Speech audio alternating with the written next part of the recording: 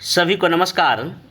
70 BPSC mains exam अब समाप्त हो चुका है। अब नेक्स्ट जो बीपीएससी द्वारा जो आयोजित एग्ज़ाम होगा वो 71st बीपीएससी एग्ज़ाम होगा।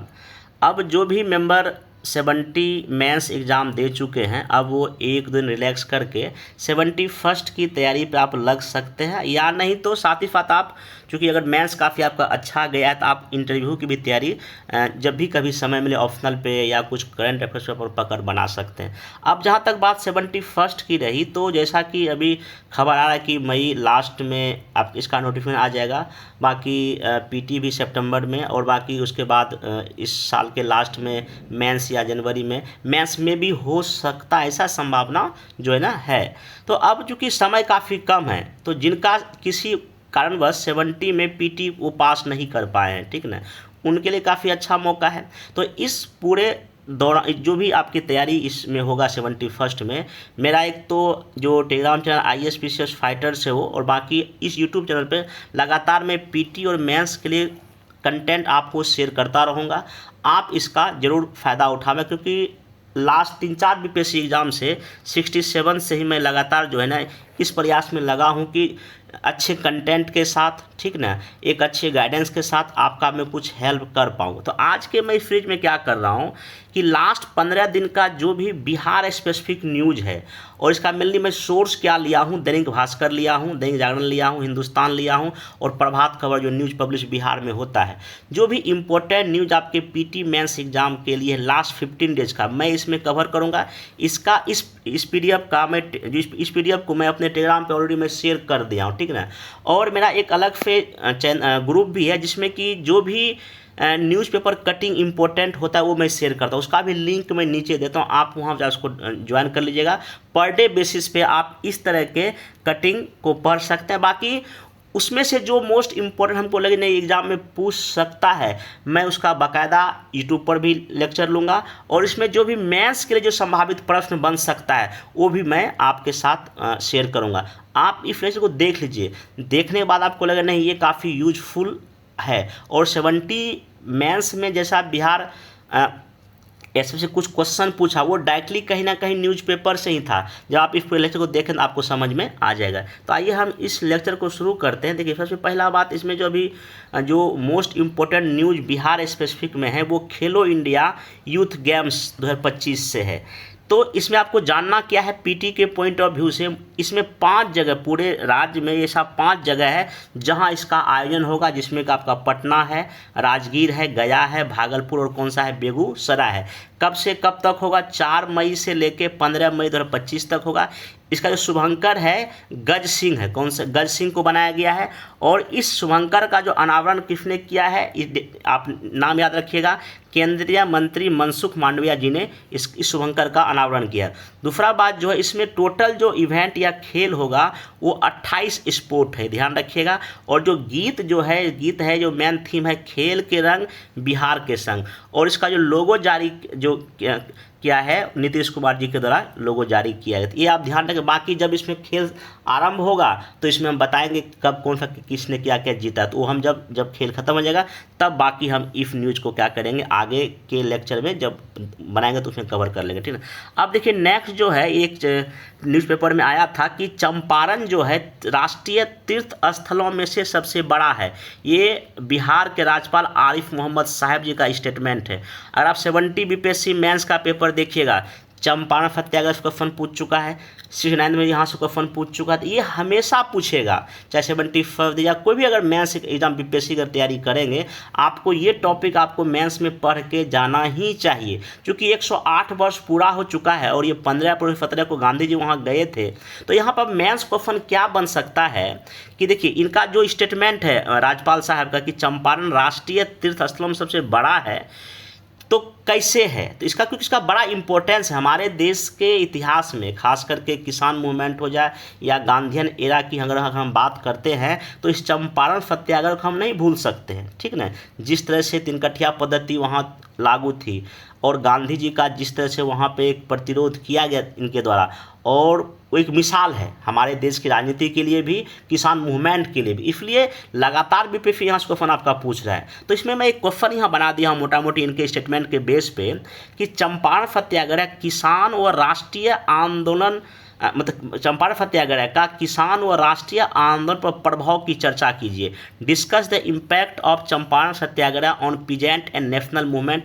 ये 38 मार्क्स का मैं क्वेश्चन बनाया हूँ। आप देखिए, आप क्या करें, मेरा लेक्चर देखिए, इस क्वेश्चन को लिखिए और लिख के हमसे चेक भी करा सकते हैं। मैं एक अलग से आईडी अपने टेलीग्राम चैनल पर शेयर कर दूंगा, जहां आप अपना आंसर लिख कर उसका पीडीएफ बना के वहां आप सेंड कर देंगे, ताकि आपका कॉपी क्या हो जाए, चेक हो जाए। देखिए लॉन्ग क्वेश्चन, इसमें आप क्या क्या लिख सकते हैं। क्वेश्चन यही है कि किसान और राष्ट्रीय आंदोलन पर इसका क्या प्रभाव पड़ा। तो एक मैं बताता हूँ आपको सिनॉप्सिस में क्या क्या बात आप जिक्र करेंगे। परिचय इंट्रोडक्शन में सिंपल क्या लिखिएगा कि गांधीयन एरा का कहीं ना कहीं ये पहला छोटे मतलब कि स्थानीय स्तर का एक मूवमेंट था, लेकिन इसका प्रभाव कहीं ना कहीं जो है ना केवल नेशनल लेवल पे पड़ा, बल्कि कहीं कहीं आप देखिएगा कि इंटरनेशनल लेवल पर इसका आपको प्रभाव दिखाई पड़ता है। तो ये ऐसा दिखा सकते हैं। अब चूंकि मेन बॉडी पार्ट में क्या है, इसका इम्पैक्ट पूछा है, तो देखिए किसान पर क्या इम्पैक्ट पड़ा चंपारण सत्याग्रह का। पहली बात तो ये है, इस मूवमेंट के बाद आप देखिएगा किसानों में एक तरह का फैला अवेयरनेस, एक तरह का आई जागरूकता कि नहीं, हमको शोषण के खिलाफ विरोध करना है, ठीक ना। फिर पीजेंट मुद्दे को नेशनल लेवल पर उठाया जाने लगा और 1917 के बाद आप देखिएगा देश के कई हिस्सों में किसान आंदोलन हुआ, जैसे मोपला हो गया, खैरा हो गया, बकास्त हो गया। तो ये सब कहीं ना कहीं इसी आंदोलन की वजह से ये बाकी भी मूवमेंट आपका हो रहा है, और जो भी आगे के किसान आंदोलन होता है चंपारण सत्याग्रह से कहीं ना कहीं एक मार्गदर्शन वो प्राप्त कर रहा है। और फाइनली 1936 में आपको पता है कि किसान सभा की स्थापना भी हुआ। तो इस तरह से करके आप पीजेंट मूवमेंट पर इसके प्रभाव को दिखा देंगे। दूसरा बात, नेशनल मूवमेंट पर क्या प्रभाव पड़ रहा है। पहली बात तो ये कि इंट्रोड्यूसिंग गांधीयन मेथड, यही वह मूवमेंट था जहाँ पे गांधीवादी तकनीक को ईजाद किया गया। सत्य की बात हो जाए, अहिंसा की बात हो जाए, सविनय अवज्ञा की बात हो जाए, गांधी जी का यहीं से तकनीक निकल के सामने आता है। और गांधी जी का भारतीय राजनीति में आना भी एक बड़ी घटना, यही वह मूवमेंट है जहां गांधी जी आते भी हैं। और कांग्रेस अब किसान के मुद्दे पर अधिक से अधिक ध्यान देने लगी और स्वतंत्रता आंदोलन में किसानों की भागीदारी भी आप देखिएगा बढ़ गया। और देखिए सबसे बड़ी बात यह है, गांधी जी के इस मूवमेंट के बाद देखिएगा चाहे नेहरू जी हों या पटेल जी हों, इन सब ने क्या किया कि किसान मूवमेंट में जाके भागीदारी की। चाहे नेहरू जी का आप देखिएगा अवध में एक्टिव हो जाते हैं, पटेल जी जाके गुजरात में एक्टिव हो जाते हैं, इवन गांधी जी देखिए मोपला का जो मतलब समर्थन करते हैं। तो ये कहीं ना कहीं ये सब बात आप इस आंसर में क्या कर सकते हैं, लिख सकते हैं। तो मैं मोटा मोटी सिनॉप्सिस बता दिया, और ये काफ़ी इंपॉर्टेंट टॉपिक है। आप इस तरह से इसको लिखने का क्या कीजिएगा, कोशिश कीजिएगा। अब एक रिपोर्ट अभी हाल ही में आया है, ये रिपोर्ट है भारत सरकार के सांख्यिकी एवं कार्यक्रम कार्यान्वयन मंत्रालय का। इसमें सिंपल ये कहा गया है कि अभी जो बिहार में जो भी टोटल पंचायत है वो 8000 से अधिक पंचायत है, ठीक ना। इसमें से जो है ना 50% से ज़्यादा इसमें महिलाओं की भागीदारी हो गई है, ठीक ना। और टोटल आपका 243 विधानसभा का सीट है, उसमें 26 महिलाएं जो अभी एमएलए है। और जहाँ नेशनल लेवल पर एमएलए की संख्या जो भागीदारी मात्र 9% है, बिहार में 2% ज़्यादा ही है। मतलब कि बिहार में महिलाओं की भागीदारी खास करके राजनीति में लगातार आपको बढ़ता दिखाई पड़ रहा है। इस रिपोर्ट में ये भी कहा गया है कि जो बिहार में जो अनएजुकेटेड महिलाएं हैं उसमें जो TFR है, जो प्रजनन दर है वो ज़्यादा, जो महिलाएं पढ़ी लिखी नहीं हैं उनको बहुत अधिक नॉलेज नहीं है कि किस तरह से फैमिली प्लानिंग किया जाए या कैसे किया जाए, और कम उम्र में शादी होने की वजह से अधिक बच्चे पैदा हो जाते हैं। मतलब कि TFR रेट उसमें काफ़ी क्या ज़्यादा है। और शिशु मृत्यु दर 28 है और मातृ मृत्यु दर अभी कितना 118 है, ये रिपोर्ट कहता है। आप ये कुछ डेटा फैक्ट आप याद रखेंगे, ठीक ना, क्योंकि ये भारत सरकार का जो है मंत्रालय का रिपोर्ट है। अब यहाँ पे एक मैं मेंस में क्वेश्चन बना दिया आपके लिए कि बिहार में महिलाओं की राजनीतिक भागीदारी पर चर्चा कीजिए। क्योंकि अगर आप 70 BPSC मेंस का पेपर देखिएगा, 73 और 74 जो संविधान संशोधन के जरिए क्वेश्चन पूछा शॉर्ट में, तो मे भी बिहार में महिलाओं की क्या भागीदारी है राजनीति में, क्वेश्चन बन सकता है शॉर्ट में। तो इसमें आप क्या लिखिएगा, वही अकॉर्डिंग टू जो है रिपोर्ट है, उसमें ये कहा गया कि एमएलए और पंचायत में जो महिलाओं की भागीदारी है वो राष्ट्रीय स्तर से ज़्यादा है, और ये कहीं ना कहीं जो लोकल बॉडी में जो 50% का आरक्षण दिया गया उसी का प्रभाव है। तो आप इसी चीज़ की चर्चा कर सकते हैं। एक और देखिए न्यूज़पेपर काफ़ी अच्छा आर्टिकल आया है, जब आप इस न्यूज़पेपर आर्टिकल को पढ़ेंगे जो इंग्लिश में आया हुआ है, इसका मेनली जो इसका जो इसके की टर्म निकल के सामने आता है इसमें यही कि बिहार में जो है अभी अगर पॉलिटिक्स में अगर हम बात करते हैं 26 एमएलए महिला है, ठीक ना, 3 मेंबर ऑफ पार्लियामेंट बिहार से चुन के गई है, और ऐसी कई सारी स्कीम या कार्यक्रम है महिलाओं से संबंधित, जैसे कि मुख्यमंत्री बालिका साइकिल योजना है या जीविका योजना, और भी कई सारे ऐसे स्कीम है सरकार का, जिस वजह से कहीं ना कहीं बिहार की महिलाएं जो है ना एक आर्किटेक्ट बनी हुई, बिहार की आर्किटेक्ट ऑफ बिहार बनी हुई, चाहे जीविका कार्यक्रम की बात हो जाए या आशा की बात हो जाए, आंगनबाड़ी कार्यकर्ता की बात हो जाए, या जो बिहार में जो शिक्षिकाएं बन रही है उसकी बात हो, इन सब का जो भागीदारी बिहार में हो रहा है ये एक आर्किटेक्ट का काम कर रहे हैं। ये इस पूरे आपके आर्टिकल में ये मेन पॉइंट निकल के सामने आता है। अब यहाँ देखिए क्वेश्चन क्या बन सकता है आपका मोटा मोटी ये कि बिहार सरकार के विभिन्न प्रयासों का महिलाओं के जीवन पर क्या प्रभाव पड़ा है, एग्जाम्पल देकर आपको क्या करना है, समझाना है। तो आप वही जो भी सरकार का इकोनॉमिक में, राजनीतिक में, सामाजिक में जो भी स्कीम है महिलाओं पे, उसका एग्जाम्पल, उसका क्या पॉजिटिव इम्पैक्ट पड़ा, आप वो लिखकर इसको लिख सकते हैं। ये आपका शॉर्ट आंसर है, मतलब ये 8 मार्क्स में है। एक चीज़ और, 71st बीपीएससी एग्ज़ाम को ध्यान में रखते हुए 6 मई से एक फाउंडेशन बैच हम शुरू कर रहे हैं, जिसमें कि आपका मेंस और पीटी दोनों हम कवर करेंगे, ठीक ना। ये इसका फ़ी 2500 रुपया रखा गया है। तो जिनको भी लगता है कि नहीं 71st बीपीएससी में कुछ दिक्कत है तो आप इस नंबर पर कॉल करके इस बैच के बारे में पता कर सकते हैं। बाकी मैं अपने टेलीग्राम पे इस बैच का डे बाय डे क्या प्लान होगा वो मैं शेयर कर दिया हूँ, आप जाकर उस पीडीएफ को भी क्या कर सकते हैं, एक बार देख सकते हैं। इसमें हम सिंपल क्या किए हुए हैं कि जैसे कि मेंस और पीटी से मान लेते हैं कि फंडामेंटल राइट है या डीपीएसपी है, ये ऐसा टॉपिक है पॉलिटी का जो मेंस में भी पूछता और पीटी में पूछता। तो मैं क्या ऐसा प्लान तैयार किया हूँ जिसमें कि जो टॉपिक कॉमन है, जो कि पीटी भी पूछता है मेंस में, उसको हम एक साथ करेंगे। बाकी निबंध को भी, डीआई को भी शामिल किए हुए हैं। तो आप जाके इसका डे बाय डे का प्लान नीचे लिंक दिया हूँ टेलीग्राम चैनल का, वहाँ जाके प्लान को देख लीजिएगा। बाकी अगर आपको लगता है कि चीज़ें सही तो आप इस नंबर पे जो है ना कॉल करके और बाकी जानकारी ले सकते हैं एडमिशन से संबंधित। अब नेक्स्ट चलते हैं, देखिए एक और उसी मंत्रालय का रिपोर्ट है, केंद्रीय सांख्यिकी कार्यक्रम का रिपोर्ट है। इसमें सिंपल ये कहा कि घरेलू निर्णय लेने में बिहार की 84% महिलाओं की हो रही भागीदारी, और जो फर्मबल भागीदारी है जहाँ पहले 3% था 2017-18 में, अभी बढ़ के लगभग 20% हो गया है, और 43% जो है ना महिलाएं जमीन में अपना मालिकाना हक रखती है। ये ऐसा रिपोर्ट कहा था। देखिए ये सब कुछ ऐसे फैक्ट है, कुछ ऐसे तथ्य है, अगर आप कहीं मेंस एग्जाम लिखने जाते हैं, अगर बिहार में महिलाओं को लेकर क्वेश्चन पूछ देगा, आप ये आर्गूमेंट दे सकते हैं इस रिपोर्ट का, इससे आपको हाफ या 1 मार्क्स का फायदा ही होगा। इसमें मैं बोलता हूँ कि न्यूज़पेपर पढ़ना आपके लिए अति आवश्यक है ताकि आपको कुछ कुछ एक्स्ट्रा मार्क्स मिल पाए। अब देखिए इसमें एक न्यूज़ और आया है कि गन्ना उद्योग से संबंधित इस साल बिहार में लगाई जाएगी 124 नई गुड़ यूनिट। अब देखिए गन्ना शक्कर बनने का बात यहाँ पे है, तो मैं यहाँ एक क्वेश्चन बना दिया हूँ कि बिहार में गन्ना खेती की संभावना, इससे संबंधित क्या है चुनौतियाँ और सरकारी प्रयास की चर्चा कीजिए। देखिए आपको पता होना चाहिए कि बिहार में देश का पहला चीनी कारखाना मढ़ौरा फार्म में 1904 में ही खुला था। ये पीटी का आप ध्यान रखिएगा। वर्ष 2023-24 में कुल 9 चीनी मिल एक्टिव है, जहां 677 लाख कुंटल जो है ना गन्ने का पेराई हुआ है। कुछ जो चीनी मिल कहाँ कहाँ है, पश्चिम चंपारण में बगहा में है, हरिनगर में है, नरकटियागंज में है, मंझौलिया में है और लौड़िया में, याद रखिएगा। फिर एक जिला पूर्वी चंपारण वहाँ पे सुगौली में है, गोपालगंज के सिद्धवालिया में है, समस्तीपुर के हसनपुर में है। यहाँ प्रमुख चीनी मिल है।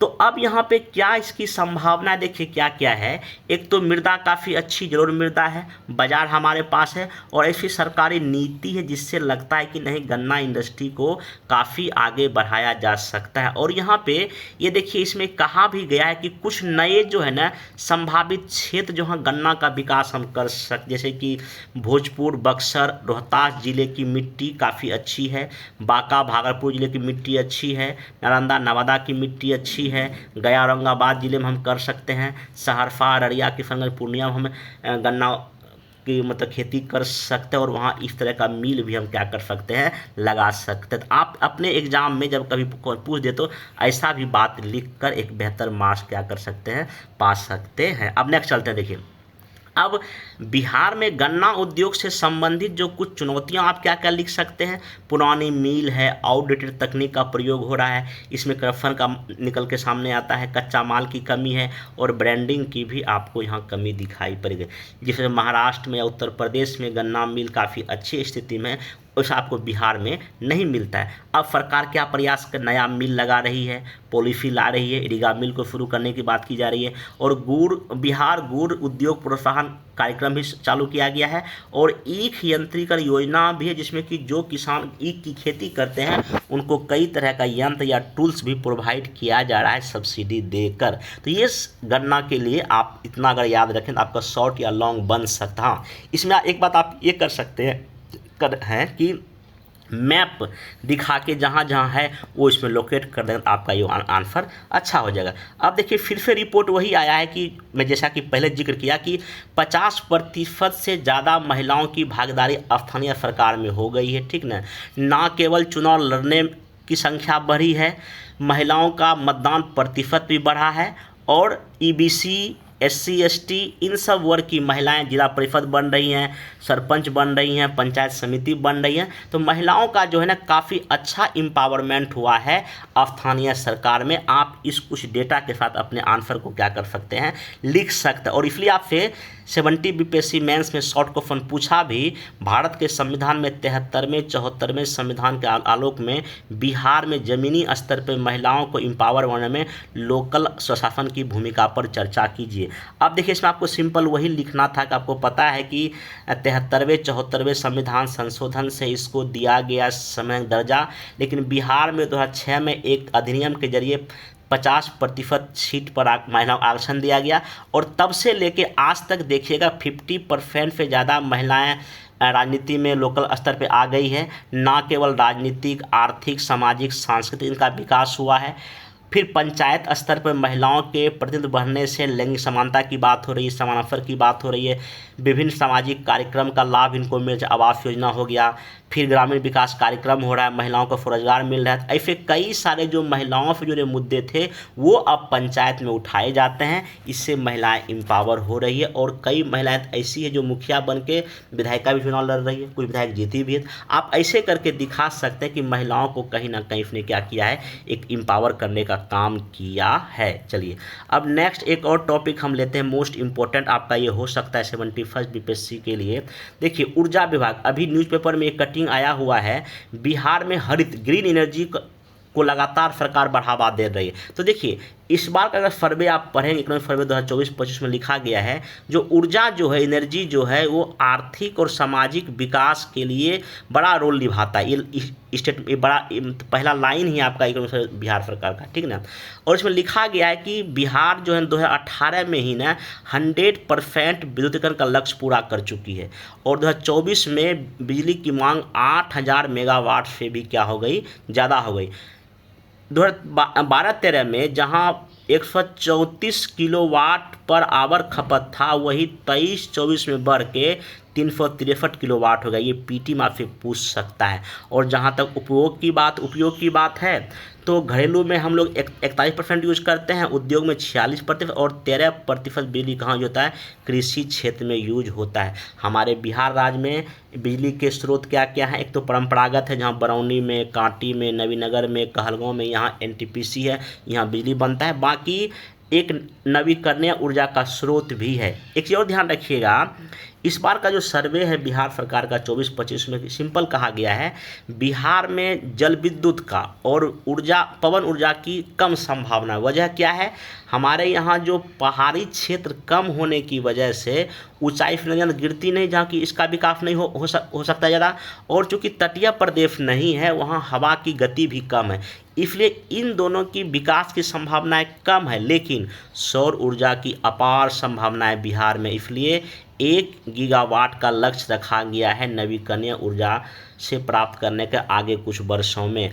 और इसलिए बिहार नवीकरणीय ऊर्जा विकास अभिकरण बेड़ा का भी गठन किया गया है। और ये संगठन जो ये जो संस्था है ये जल जीवन हरियाली मिशन के तहत सौर ऊर्जा लगा रही है और कई जगह तालाब तैरता हुआ प्लांट जो सौर ऊर्जा का लगा रही है ताकि जो ना ग्रीन एनर्जी को बढ़ावा दिया जा सके। अब यहाँ देखिए इस कटिंग में देखिए बहुत बात आपको पीटी के लिए मिल जाएगा। यहाँ देखिए लिखा गया है प्रदेश में कुल 108 मेगावाट क्षमता की सौर परियोजना अधिस्थापित किया गया है, ठीक ना। जल जीवन हरियाली मिशन के तहत जो ना सरकारी भवन पे 100 मेगावाट सौर प्लांट स्थापित किया जा रहा है। फिर यहाँ देखिए लिखा गया है नीचे मछली ऊपर बिजली योजना के तहत दरभंगा में, सुपौल में फ्लोटिंग सौर लगाया गया है और फुलबरिया नवादा में भी जो निर्माता बन रहा है, ठीक ना। आगे देखिए यहाँ पे लिखा गया है लखीसराय कजरा में भी 301 मेगावाट का ये मतलब कि जो प्लांट लगाया जा रहा है सबसे बड़ा है। तो कहने मतलब ये है कि बिहार सरकार जो है ना सौर ऊर्जा के विकास को लेके काफ़ी मतलब कि प्रतिबद्ध है और लगातार इस पर विकास किया भी, चाहे निजी भवन हो सरकारी भवन हो, लगातार सोलर प्लांट लगा के यहाँ पे इस पर काम किया जा रहा है। क्योंकि सर्वे खुद कहता है कि बिहार में जल विद्युत और आपका जो है ना पवन ऊर्जा की कम संभावना, ज़्यादा संभावनाएं सौर ऊर्जा की हैं। इसलिए मे भी सौर ऊर्जा से क्वेश्चन इस बार 71 में शॉर्ट या लॉन्ग आपका आ सकता है। इसलिए मैं यहाँ क्वेश्चन हालांकि पहले पूछ भी चुका है, मैं क्वेश्चन यहाँ बना दिया हूँ कि बिहार राज्य में बढ़ती ऊर्जा की आवश्यकता पूरा करने के लिए उन वैज्ञानिक प्रयासों का सुझाव दीजिए जिन्हें आप लागू करना चाहेंगे। तो इस प्रश्न में आप क्या लिखें, सबसे पहले क्या कीजिएगा, आखिर ऊर्जा की मांग क्यों बढ़ रही है वो चर्चा कीजिएगा। पहले लगभग 2000-3000 मेगावाट था, आज 8000 से ज़्यादा हो गया है, वो दिखा दीजिएगा। कौन कौन से वैज्ञानिक उपाय, सौर ऊर्जा का प्रयास लिखिएगा, बायोमास का लिख सकते हैं और भी जो भी एनर्जी का साइंस टेक के लिए है उसको लिखकर आप आंसर को क्या कर सकते हैं, ख़त्म कर सकते हैं। हाँ, लेकिन हमको इसमें भी जहाँ जहाँ जल विद्युत की संभावना है उस पर हमको फोकस करना है। जहाँ जहाँ अगर कुछ पहाड़ी इलाका है जहाँ हवा बहती है हम पवन ऊर्जा पर काम कर सकते, आप ये भी सुझाव में बात लिख सकते हैं। चलिए अब नेक्स्ट एक क्वेश्चन जो कि इस बार 70 में पूछा है कि भारत में सौर ऊर्जा उत्पादन के लिए पारिस्थितिकीय और आर्थिक लाभों की जांच उपयुक्त उदाहरणों के साथ चर्चा कीजिए। यहाँ बिहार में जोड़ता हूँ, बिहार में सौर ऊर्जा उत्पादन के पारिस्थितिक और आर्थिक लाभों की जांच एग्जाम्पल के साथ कीजिए। आप इस आंसर को जो है ना लॉन्ग में लिखिएगा। मैं मैक्सिमम बात इसमें सौर ऊर्जा के लिए डिस्कस कर दिया हूँ ताकि आप इसको आराम से लिख सकते हैं। नेक्स्ट एक और इसमें इंपॉर्टेंट न्यूज है, बिहार के गुमनाम पर्यटन स्थलों की होगी ब्रांड। देखिए बिहार में पर्यटन क्षेत्र की काफ़ी अपार संभावना है। अगर क्वेश्चन ये पूछ देगा प्रमुख पर्यटन क्षेत्र की पहचान कीजिए तो हिस्टोरिकल लिख दीजिएगा, नेचुरल लिख दीजिएगा और ग्रामीण पर्यटन की भी यहाँ काफ़ी संभावना है। कि अगर मधुबनी पेंटिंग जहाँ जिस ग्रामीण क्षेत्र में बनता है तो वहाँ लोग घूमने जा सकते हैं। आप एग्जाम्पल और मैप के साथ इसका जिक्र कर सकते हैं। बाकी देखिए सरकार क्या क्या प्रयास कर रही है पर्यटन को बढ़ावा देने के लिए। बिहार पर्यटन नीति 2023 है, बिहार पर्यटन ब्रांडिंग और विपणन नीति 2024 है, बजट 328 करोड़ से ज़्यादा हो गया इसका, ठीक ना। गया में गया जी धर्मशाला बन गया है, इस जो विष्णुपद मंदिर का मतलब कि रिपेयर किया जा रहा है, सीतामढ़ी में पूर्णा धाम का डेवलप किया जा रहा है और पारिस्थितिकीय पर्यटन में वाल्मीकि टाइगर रिजर्व की बात हो जाए या राजगीर जू सफारी, सबका जो विकास किया जाए ताकि यहाँ पे लोग घूमने आए और हमारे राज्य का ना आर्थिक सामाजिक सब विकास हो। और देखिए अभी इसमें न्यूज़पेपर ने ये दिया है कि एक पहल है मेरा प्रखंड मेरा गौरव नाम से एक योजना शुरू की गई थी जिसके तहत स्थानीय लोगों से ही उस प्रखंड और क्षेत्र के पर्यटन स्थलों के बारे में जानकारी ली गई है, ठीक ना। मतलब ब्रांडिंग करने का प्रयास किया जा रहा है। मैं एक क्वेश्चन बना दिया हूँ, पर्यटन क्षेत्र के विकास के लिए बिहार सरकार द्वारा उपाय को बताइए। पर्यटन क्षेत्र बिहार की अर्थव्यवस्था में किस प्रकार विकास देगा, योगदान देगा, आप इसको शॉर्ट में लिखकर मतलब कि प्रयास कर सकते हैं। अब नेक्स्ट एक टॉपिक और है शॉर्ट अंतिम में, देखिए कि पृथ्वी दिवस पर विशेष आया था कि मौसम की मार झेल रहा बिहार, जलवायु संकट से जूझ रहे लोग। मैं एक क्वेश्चन बनाया कि जलवायु परिवर्तन का बिहार पर क्या प्रभाव पड़ा और इस प्रभाव से बचने के उपाय की क्या कीजिए, चर्चा कीजिए। यहाँ देखिए 14 जिले सबसे ज़्यादा जलवायु संवेदनशील हैं। IIT मंडी, IIT गुवाहाटी का एक अध्ययन कहता है, ऐसा बात कहता है। आप इसको कुछ जिक्र कर सकते हैं। अब देखिए जलवायु जो परिवर्तन हो रहा है बिहार के, चाहे वो यहाँ देखिए बाढ़ सूखे की समस्या हो रही है, ठीक ना, आपका भीषण कहीं कहीं आगजनी हो रही है, वज्रपात की घटना, कहीं ना कहीं क्लाइमेट चेंज का ही तो प्रभाव है, तो इस प्रभाव को दिखा दीजिएगा। बाकी उपाय में देखिए यहाँ पे लिखा गया है कि बिहार सरकार को जलवायु परिवर्तन से बचने के लिए क्या क्या करना चाहिए। देखिए यहाँ पे लिखा गया, कुछ पॉइंट बता देता हूँ जलवायु अनुकूल कृषि करना चाहिए, सौर ऊर्जा का विस्तार करना चाहिए, पारंपरिक जल प्रबंधन करना चाहिए, सामुदायिक भागीदारी बढ़ानी चाहिए, हरित निर्माण और परिवहन का विकास करना चाहिए और जागरूकता फैलानी चाहिए, ताकि पर्यावरण के संकट से हम क्या कर सकते हैं, निपट सकते हैं, मतलब उससे हम मुकाबला कर सकते हैं। तो आप इसको थोड़ा सा रीड कर लीजिएगा, बाकी इस प्रश्न को शॉर्ट में लिखने का क्या कीजिएगा, प्रयास कीजिएगा। तो लास्ट 15 दिन में ये 7-8 ऐसा टॉपिक था जो कि आपके पीटी मेंस एग्जाम के इम्पोर्टेंट था। बाकी जो भी न्यूज़ में कटिंग में पेपर में आएगा उसको मैं आगे 2-3 दिन के बाद में एक और लेक्चर लूँगा, जहाँ पे मैं ऐसे ही डिस्कस करूँगा। बस आपसे रिक्वेस्ट है कि लेक्चर को देख लीजिए, इसके क्वेश्चन को लिखने का प्रयास कीजिएगा। बाकी लिख कर जो मैं नीचे आईडी दूंगा, आप उस पर वहाँ पे अपना PDF भेज सकते हैं। बाकी मैं बता दिया 71 के लिए 6 मई से नया बैच शुरू कर रहे हैं। अगर जिनको लगता है कि कुछ दिक्कत है तो आप कॉल करके इस बैच में जानकारी ले सकते हैं। बाकी आगे जब PT का नोटिफिकेशन आ जाएगा तो हम लोग PT बैच भी लाएंगे। बाकी ऐसे स्पेशल बैच भी हम लोग 20 मई से शुरू करेंगे। तो हम लोग मिलेंगे नेक्स्ट लेक्चर में। Thank you.